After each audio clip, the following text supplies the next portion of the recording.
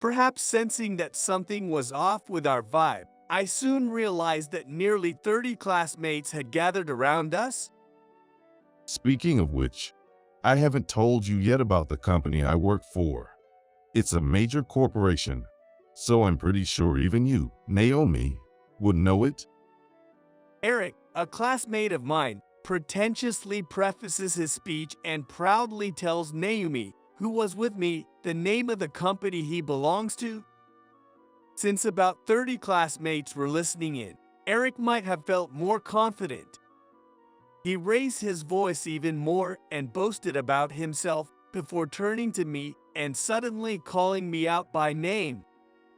John, surprised by my company's name. Her. If you're feeling envious, why don't you try job hunting and get a job at a decent company for once? With Eric causing a scene, even more people started to gather around. Watching this unfold, I felt a wave of nostalgia. I remembered back in middle school, whenever Eric would hassle Naomi, we would all gather around to protect her from him. And then they spoke up to Eric. My name is John. I'm in my 40s and single. I've struggled with studies since middle school, but instead of following others' orders, I've always preferred creating things on my own. It wouldn't be strange if I was considered selfish, but I was lucky with my classmates at the time and wasn't really treated as a troublemaker. Instead, in club activities, I was often appointed as the captain or relied on as a class representative, which seemed to naturally lead others to expect me to act as a leader. Even though I said I hated being told what to do, I also didn't enjoy ordering people around. So, the fact that we all discussed and moved forward in a way that we could all agree on was probably good for everyone. I don't have any particular regrets in my life, and I was able to enjoy my time in high school and college. Yet, if asked when I felt the most fulfilled looking back, I would say it was during my middle school days. Today is a middle school reunion with those old members. It's the first time we've met since the adult ceremony, so it's been 20 years since we last saw each other. With excitement, I headed to the hotel that serves as the venue. Hey, it's been a while. You all haven't changed much. I thought I had arrived a bit early, but it seems that the other attendees had already gathered. Everyone must have been looking forward to today just like I was. As I casually caught up with nearby classmates, a cheerful voice was heard. Things are lively here. Talking about work? Turning around, there was a familiar man in a bright, flashy suit with a luxurious-looking scarf. It was Eric. On the smartphone he was holding, there dangled a slightly childish strap that seemed out of place.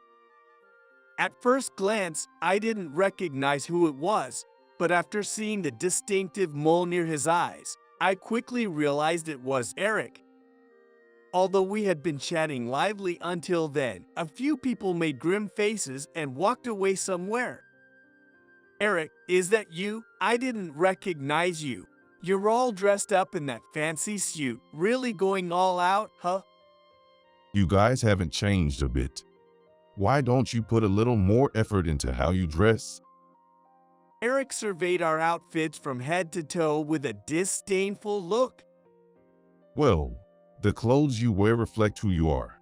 You probably don't have a great job or earn much. Dining at a place like this hotel must be a painful expense for you.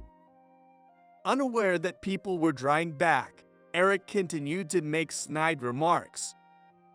I could only force a wry smile, but Eric shifted the conversation to work. Speaking of which, you were talking about work earlier, right? What kind of work do you do? Without waiting for anyone's reply, Eric pointed at each person in turn and said, You're quite tanned. Your brain must only handle physical labor, so you must be in construction. And you were never smart. probably in livestock, and you smell a bit. You should really pay attention to body odor. His remarks felt like a personal attack and a judgment of our professions, and I was compelled to retort. Hey now, that's quite a disrespectful way to talk. There's no high or low in jobs. Society functions because everyone is doing their work. You might want to watch your words. I couldn't hide my irritation, and my words came out harsher than intended.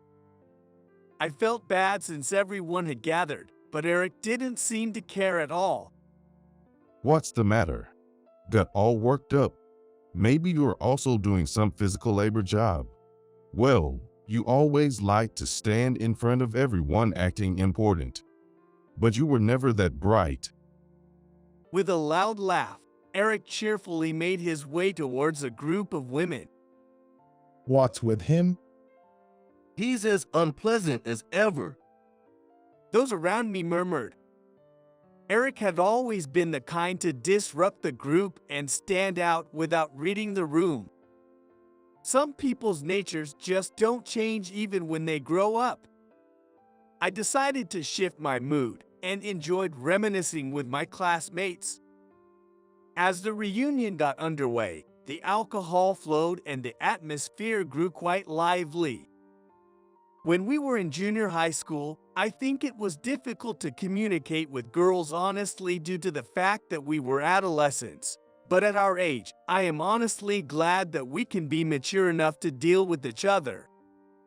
It was a wonderful time discussing feelings and impressions we hadn't noticed before, and sharing sentiments like, I actually wanted to be closer friends back then. John. I turned around when someone called my name, and it was Naomi. Naomi, long time no see. My voice unintentionally grew louder because, as it turned out, Naomi was actually my first crush. It wasn't just me who found Naomi attractive. Back then, she was the focus of many of the boys. Seeing her again after so long, she didn't look like she was in her 40s at all, but her mature demeanor only seemed to enhance her charm. You haven't changed a bit since then, John. Does that mean I haven't grown since middle school? While making such light-hearted conversation, I was acutely aware of my racing heart. My eyes were drawn to her beautifully slender fingers, noticing that Naomi wasn't wearing a ring. Could it be that Naomi is still single?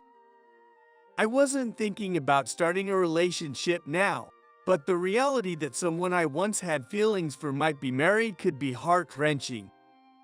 It shouldn't matter to me now, but I felt a sense of relief seeing she had no ring, yet I immediately had to deny my own thoughts. Just because someone doesn't wear a ring doesn't mean they aren't married. Someone as attractive as Naomi surely has a wonderful husband and a lovely home. I felt an urge to ask about her marital status, but suddenly delving into such personal matters seemed somewhat improper. However, contrary to my hesitation, Naomi was the first to bring it up. Are you married?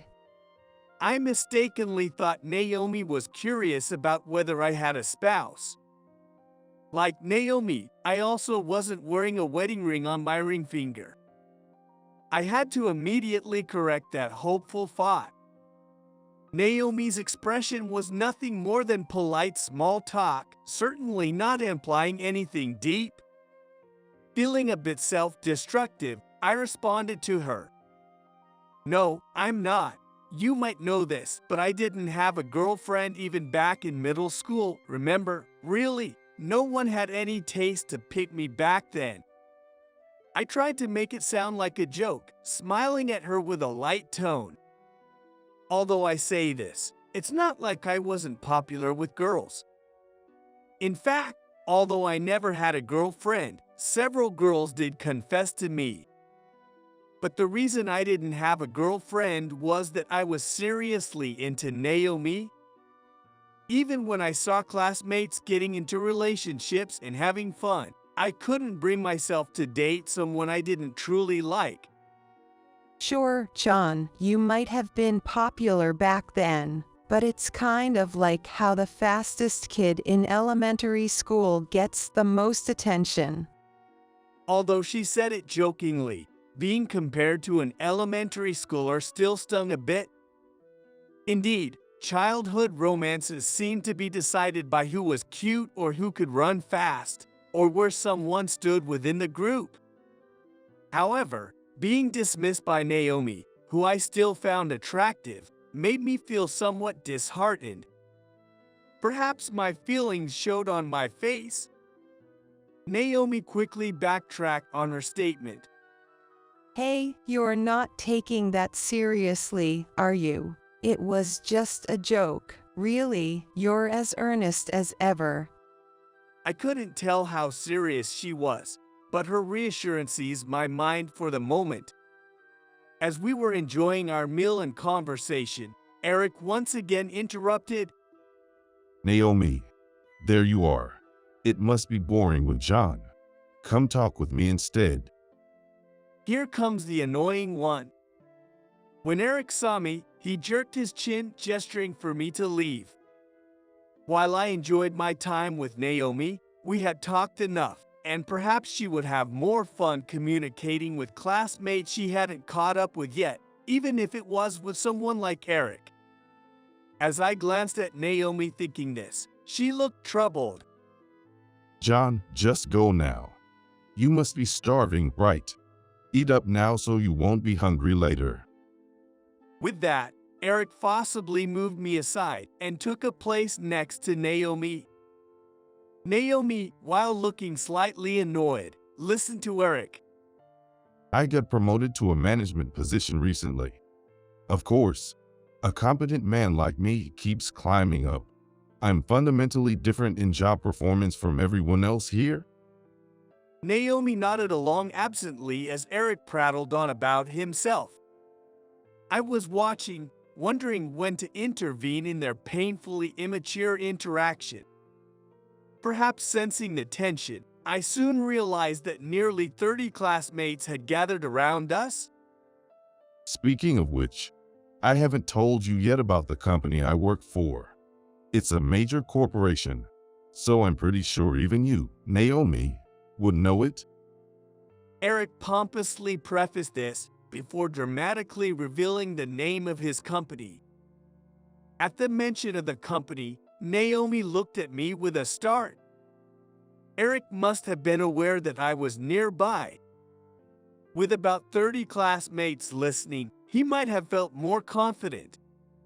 He raised his voice even more and started boasting about himself, discussing how high his salary was, the value of working at a well-known company, and disparaging the other classmates' trivial pursuits, all without care for the worsening atmosphere. This time, he turned to me and suddenly called me out by name. John, surprised by my company's name. Her. If you're feeling envious, why don't you try job hunting and get a job at a decent company for once? As Eric continued to make a scene, more and more people started to gather around. Watching this unfold, I felt a wave of nostalgia. I remembered back in middle school, whenever Eric would hassle Naomi, we would all gather around to protect her from him. And then they spoke up to Eric. There he goes again, getting a kick out of putting others down. I got hassled by him earlier about my job and salary, too. And why is he picking a fight with John anyway? Their complaints seemed to reach Eric's ears. Apparently dissatisfied, he now approached me with a threatening demeanor. People's worth is determined by where they work and how much they earn. Just because you acted all high and mighty in middle school doesn't mean it will last forever. Hearing Eric's words made me feel embarrassed for him. Clearly, Eric had some serious misconceptions and needed to change his attitude. So which branch is it? I'm starting to worry whether you can actually handle your job. What? What are you trying to say? While Eric looked confused, the classmates around us chuckled. It wasn't that I had boasted, but we had been sharing about our jobs and family situations, so others understood the intention behind my remark. Eric looked so ridiculous that it was simply hilarious. What's this all of a sudden? It doesn't matter which branch. Just because someone works at the headquarters doesn't mean they are better. What matters is which company you work for.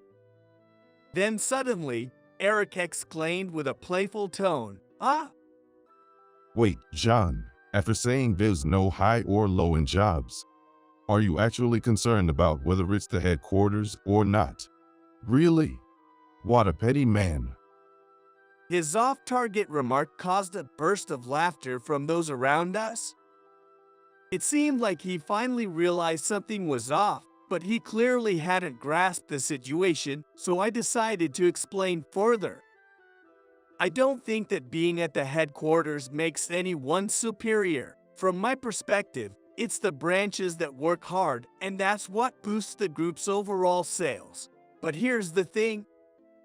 I confronted Eric with the reality. I need to let the people at the branch know that they have someone with your kind of values at the company. It's entirely possible for just one person to ruin a company's image or cause losses through incorrect actions. I tried to explain in a way he would understand, but it seemed Eric couldn't keep up. He turned red with anger and snapped at me. Making fun of me, someone like you, with no influence. Complaining about our company won't make anyone bat an eye? As Eric defiantly retorted, our classmates encouraged him, enjoying the spectacle. His completely off-base comments were raising the reunion's energy. Hey, he is going to feel really miserable later, so you should clear this up for him. Naomi whispered to me in a low voice. It was unexpected that Eric would stir things up this much, but as Naomi said, it was rather pitiful, so I decided to be direct.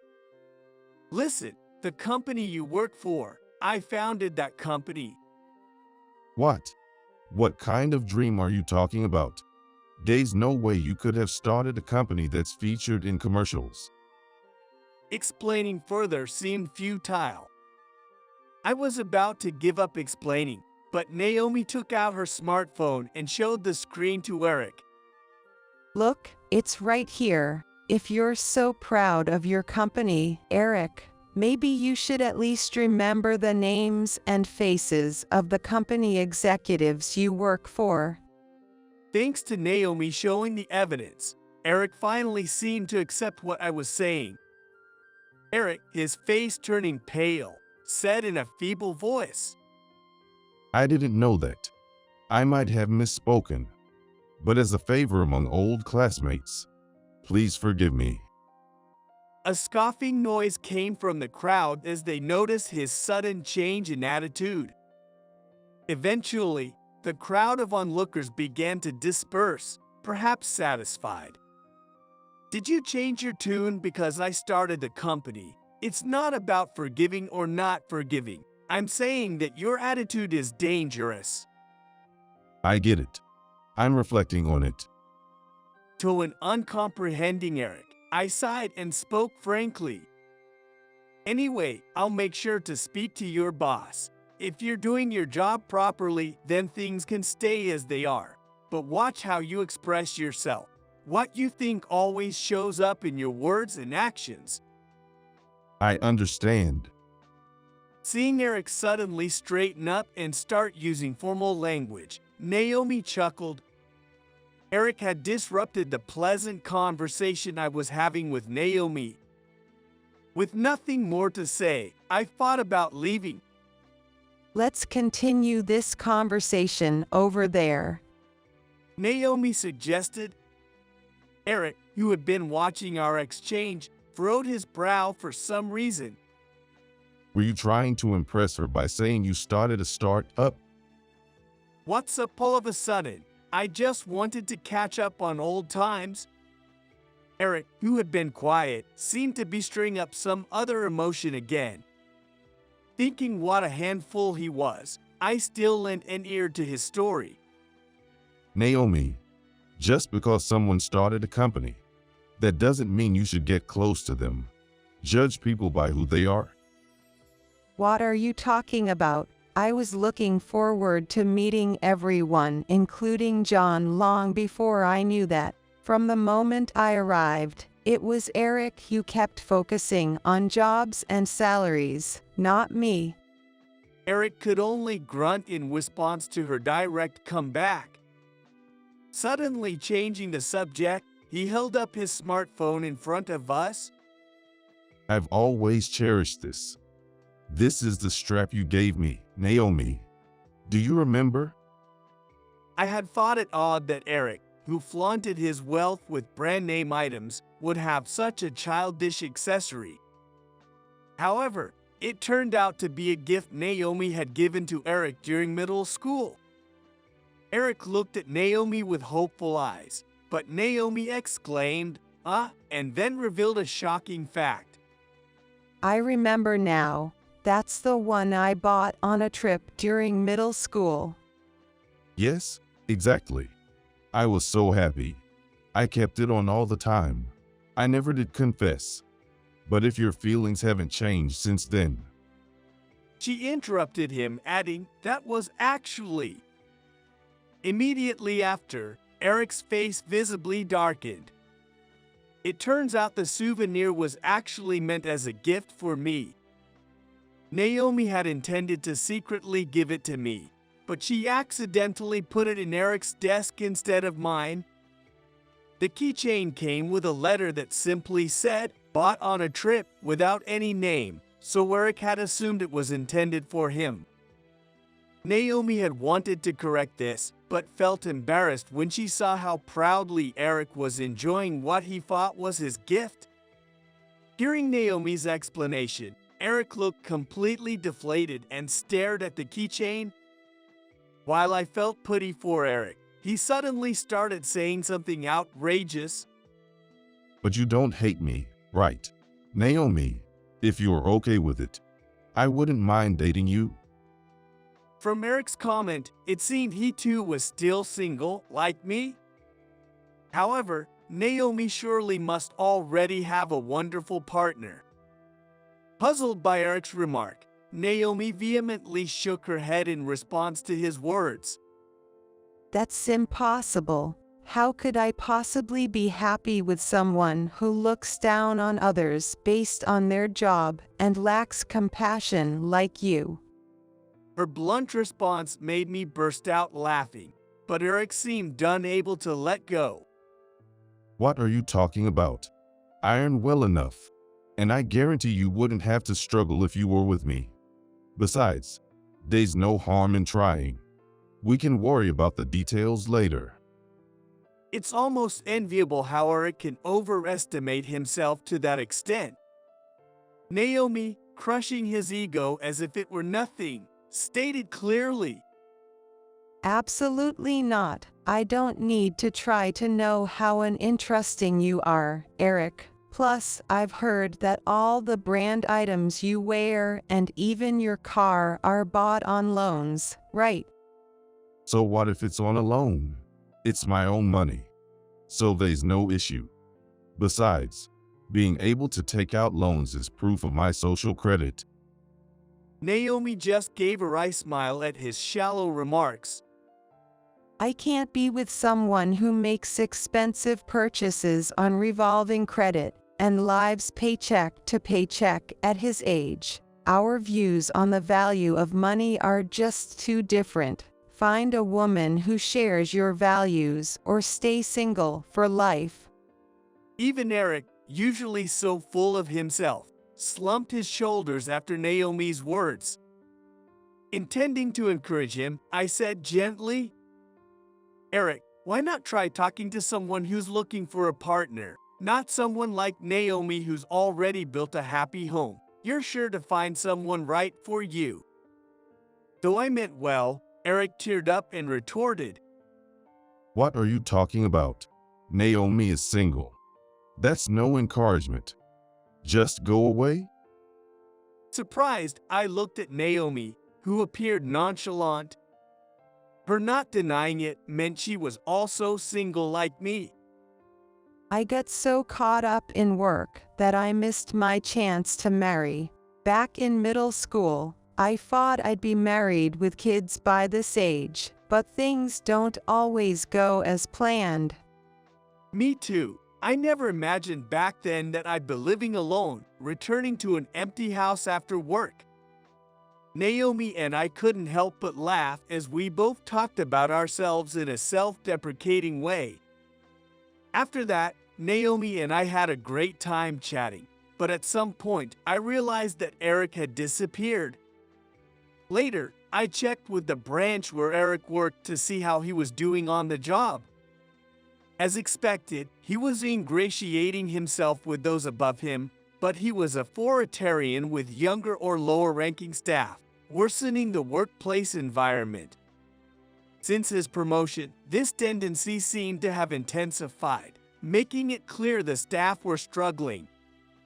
I immediately contacted Human Resources to conduct a review of performance and workplace conditions. Depending on the results, it might be necessary to reconsider the personnel strategies at Eric's branch. I'm not sure what will happen next, but I hope I don't receive any sad reports as I wait for the findings. Ultimately, Eric's reputation within the company hit rock bottom, and he was found to be in violation of compliance policies. Furthermore, it turned out that the issues weren't confined to internal matters. There was also a flood of complaints from customers he had handled. Eric was quickly demoted, and all his duties involving customer interaction were stripped away, along with a salary cut. When I inquired a few months later, I was told he had resigned, so he's probably trying his luck at another company now. Hopefully, he's taken a hard look at himself and started afresh, but no classmates seem to know what became of him afterward. Since the reunion, Naomi and I began meeting regularly, and we got excited about planning a trip for the next long weekend. At the end of a meal, as we were saying goodbye, Naomi shared her feelings with me. Remember the souvenir that accidentally ended up with Eric back in middle school? I've been thinking about going back to that place. When I asked why, she said it was because she felt so sorry for her younger self that if we could choose and buy a souvenir together now, it would make up for back then. Hearing this, I was genuinely happy.